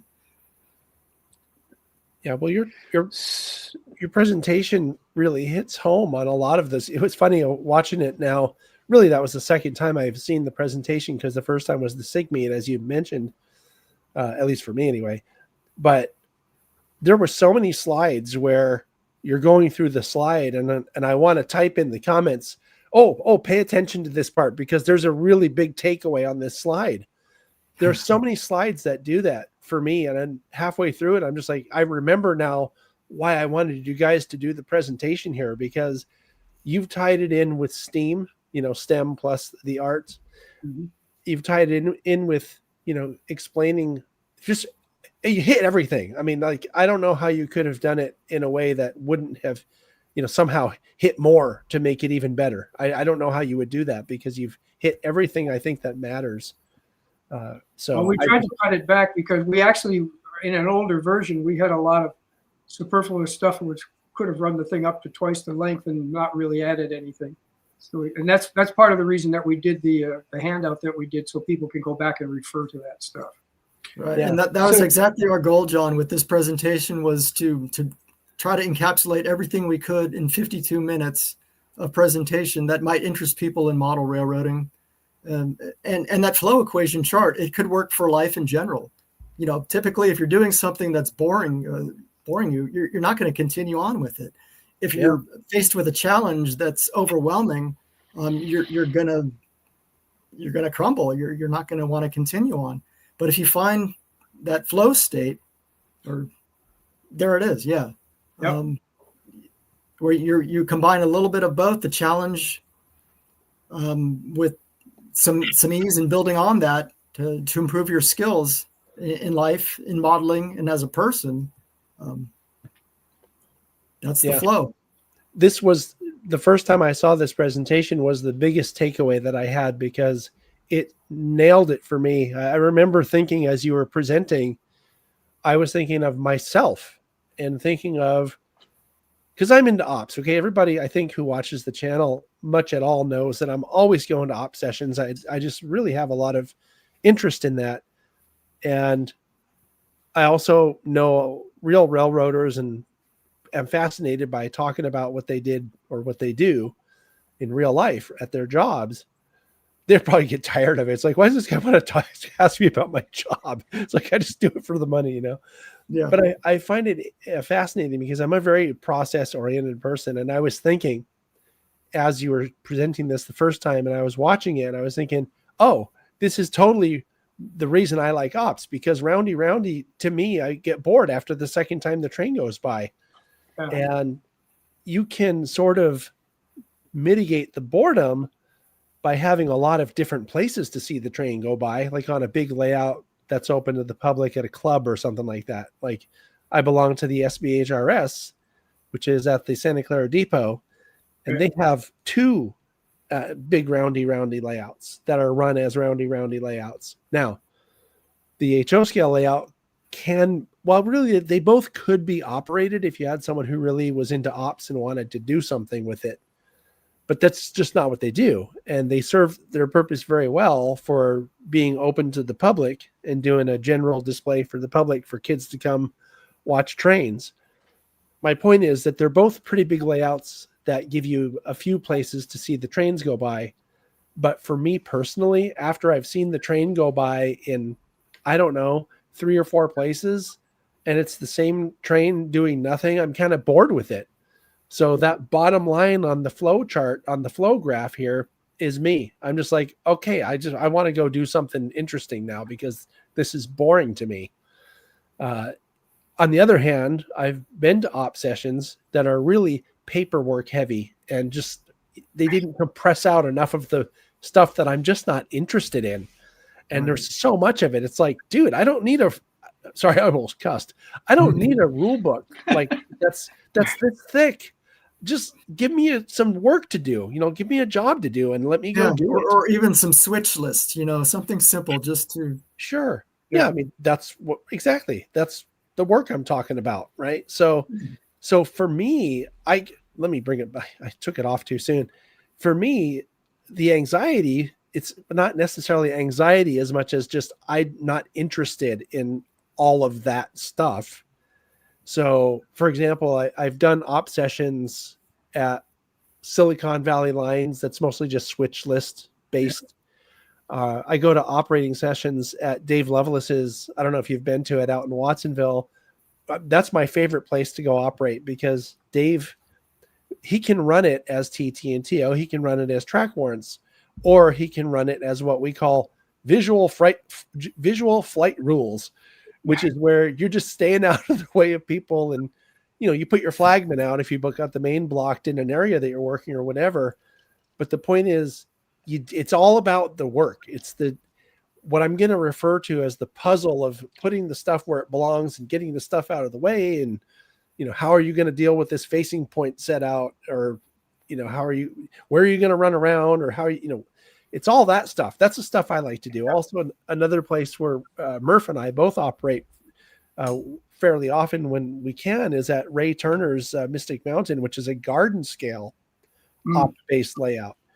And he has switch lists. It's kind of the same thing. There's not a lot of, what does the rule say I have to do? Or, page 6, rule B, I got to fill out this little paperwork and hand it to the clerk and get it. It's like, I don't want all that stuff. So, and Ray doesn't have that on his layout. Dave doesn't have that on his layout. Another friend of ours that we operate fairly often is Rick Fortin out here in South Bay, and he doesn't have a lot of paperwork either. I find those really thoroughly enjoyable. So that graph that shows where the flow is, the blue part of it, that's me on those op sessions, and that struck me so hard and like, oh yeah, I mean, just hit me over the head with it. It's common. When you look at it, it's like, well, it's obvious, right? That's what's going on.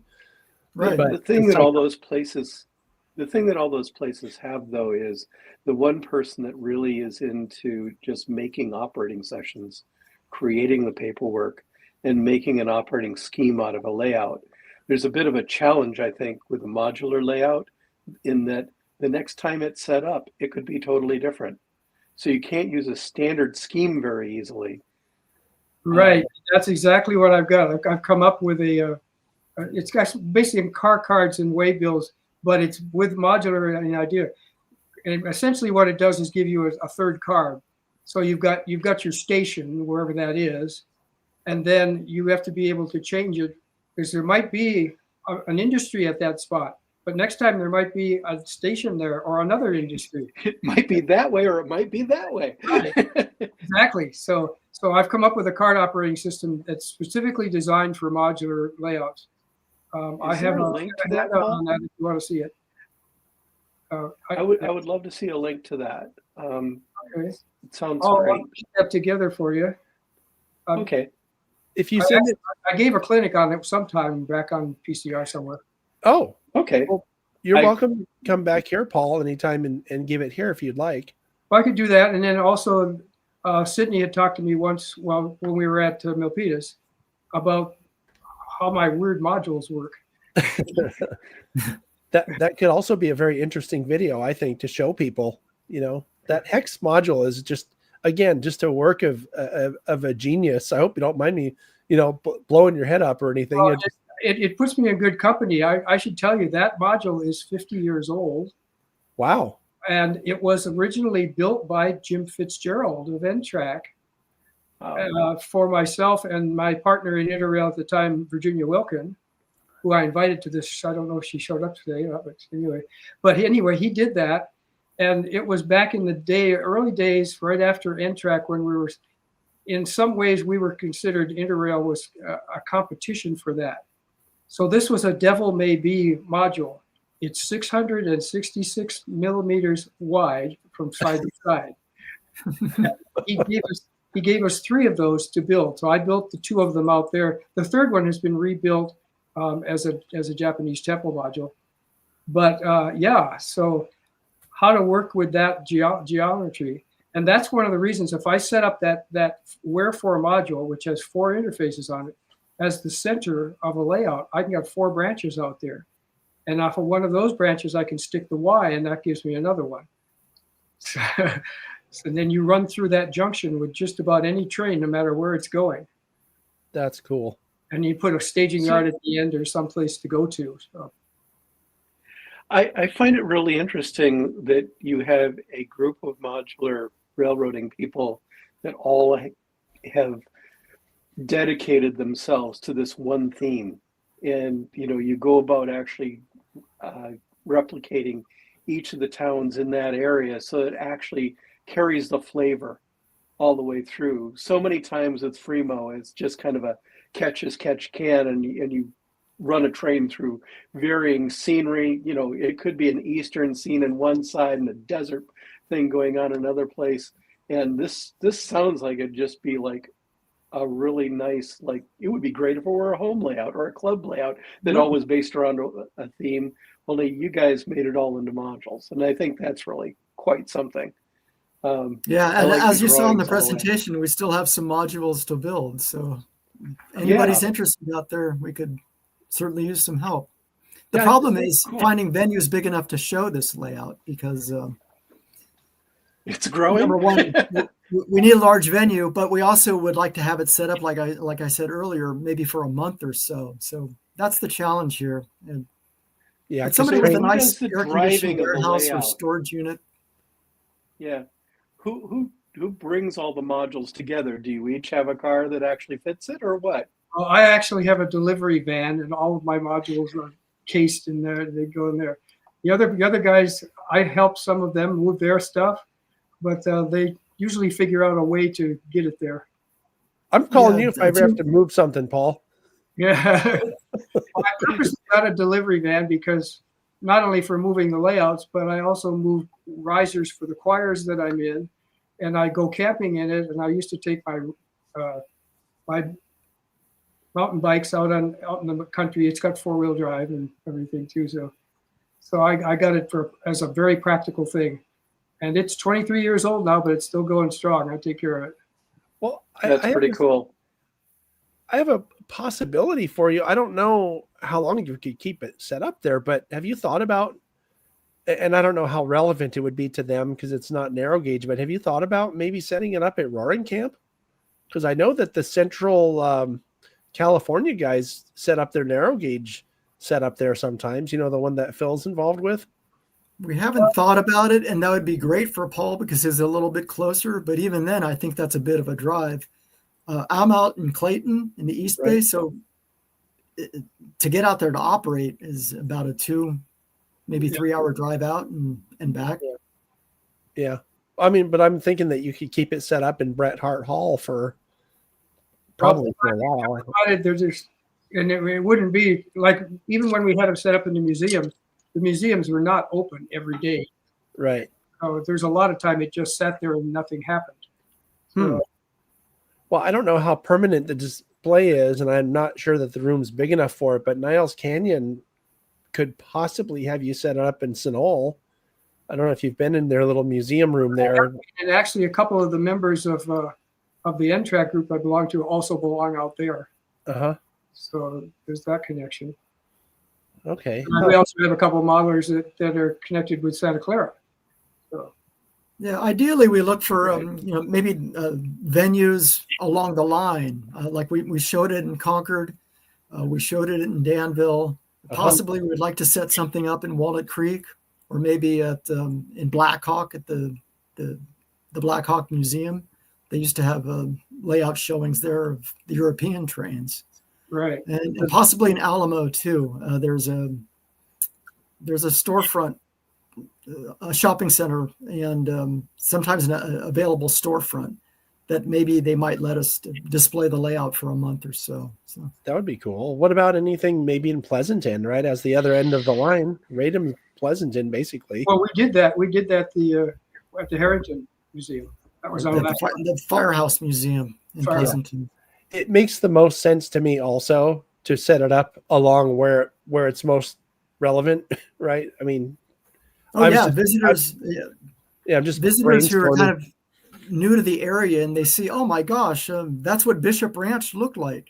It was one of the largest pear orchard and farms in the United States or even the world at its time. Now it's a big business park that's going to be turned into housing. Wow.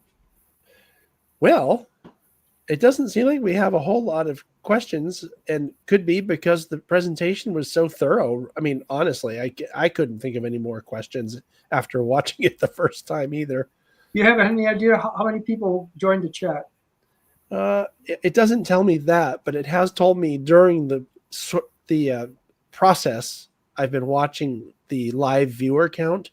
Mm-hmm. And for example, right now it says 21. It peaked around 35. Okay. And these are not all the same people. People come and go. So, sure.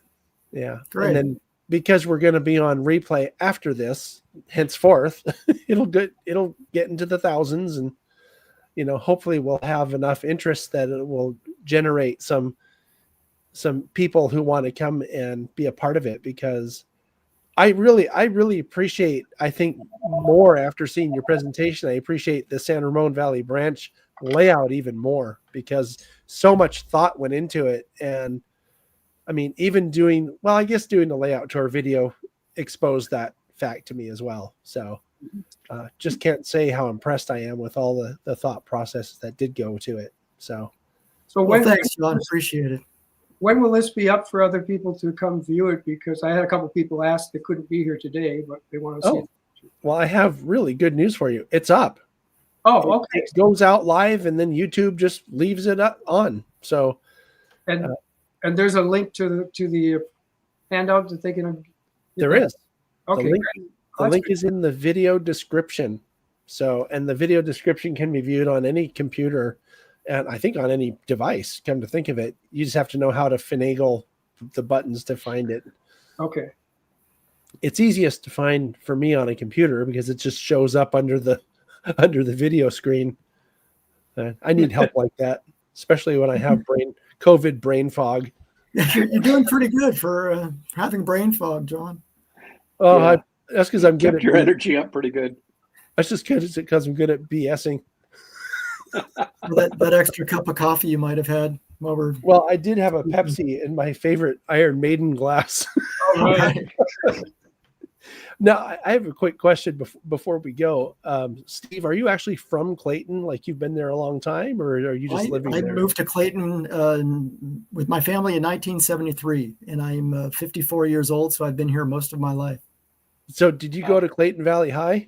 I went to Clayton Valley High School. Well, I went to Mount Diablo Elementary School. I went to Pine Hollow Intermediate School and Clayton Valley High School before it became a charter school. And then I did a few years at Diablo Valley College, and then finally transferred to UC Berkeley and got my architecture degree there. Oh, so from Berkeley. I didn't know that. Yeah. The reason I ask is because when I was a kid, we lived out east of Lodi. Okay, so probably, I don't know, 80 miles, I'm guessing, from Clayton, maybe 90 miles. I don't know what it is as the crow flies, but there was a radio station called KVHS. Yes. That was Clayton Valley High's radio station. And on certain days and certain nights, we could get it. I believe it was 90.5 or something like that. Yeah. And they played all of this music that corrupted me.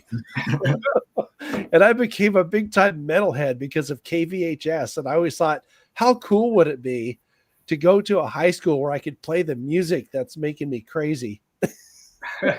Well, John, I had no idea you're an Iron Maiden fan. I've been an Iron Maiden fan since I was probably 10 years old. That's Clive Burr, their original drummer, is who got me hooked on playing drums. Oh, I didn't even know you're a drummer. Yeah, we're both drummers too. I don't remember that. Did Weird you tell things me in that common. before? I might have told you. I saw your video about cleaning a cymbal with a lemon. Yes. I don't remember that we had that conversation. I haven't gotten the nerve to do that with the price of cymbals these days are $500 or more. So I haven't gotten the nerve to do that yet. I still use the Peisty cymbal polish. Yeah. Do you know barkeeper's friend is the way to go if you want to clean your cymbals? A lot of people want the patina. They think it sounds better. I think that's rubbish. I know that anytime to me, it's like changing the heads on the drum, right? You put a new head on, you get that thing tuned up and it just booms, right? I mean, right. The cymbals to me, get them polished and they sound so much better, because the other way, I don't know, they sound muddy. But I'm going deaf in this ear still because I had a 22-inch pasty ride and I would ride that bell like crazy when I play, and that's this year. This year is going deaf from the hi-hats. I'm a pasty guy, or Peisty if you want to get crazy about it, but the 14-inch 2002 heavy hi-hats in this year, the ride on this one, and I used that brand because guess who had it on his kit? Clive Burr. Clive Burr. I mean, a lot of other people too, but Clive Burr was the one that really made me notice, like, I want those cymbals. Well, he was such an innovative drummer for heavy metal. If you listen to what the stuff he was playing, it's really complex. It really is. And the best part about his work, especially on Killers, is the syncopation, right? Yeah. You get him with Steve Harris going, we're getting off in the weeds. We're probably boring the remaining 20 viewers. I could bore you a little bit more too. I'm also a musician. Yeah. I majored in music at UC Irvine. Oh, nice. University of Hawaii. Uh-huh. But I started out as heavy metal. I was a tuba major. But my secondary instruments were percussion, mainly timpani. Cool. I did that, and then now I'm into choral music and doing some composing. Well, you've aged with grace. I'm still listening to this crazy stuff myself when I'm listening. Although, to be honest, these days, most of the time, if I'm driving somewhere, I just want quiet. Yeah. Anyway, thank you so much, guys. And if you'll hang around for a second after the music ends, we can sit and BS for a minute. And, okay. I do want to thank you, though. I really appreciate your time and doing this just great presentation. I really hope that everyone who's involved with any organization anywhere that's trying to get children involved with model railroading will watch this, because you put the psychology behind what makes people want to do it into a way that is easy to understand, and that's that flow chart. So, well, thanks, John. I'm glad you had us, and it's going to be out there for the world to see. That's right. Until YouTube goes out of business. So I do want to also thank everybody who came on and chatted in the live chat, and for the questions that did come through, and for all of the moderators who help keep that chat on track. Try saying that 3 times with COVID. Any other final thoughts, Murph, before we go? You're the co-host. You got to say something. It was really great talking to you guys. I enjoyed the presentation a lot. Thanks, Murph. I guess that's it then. We'll see you on the other side. Thanks, everybody.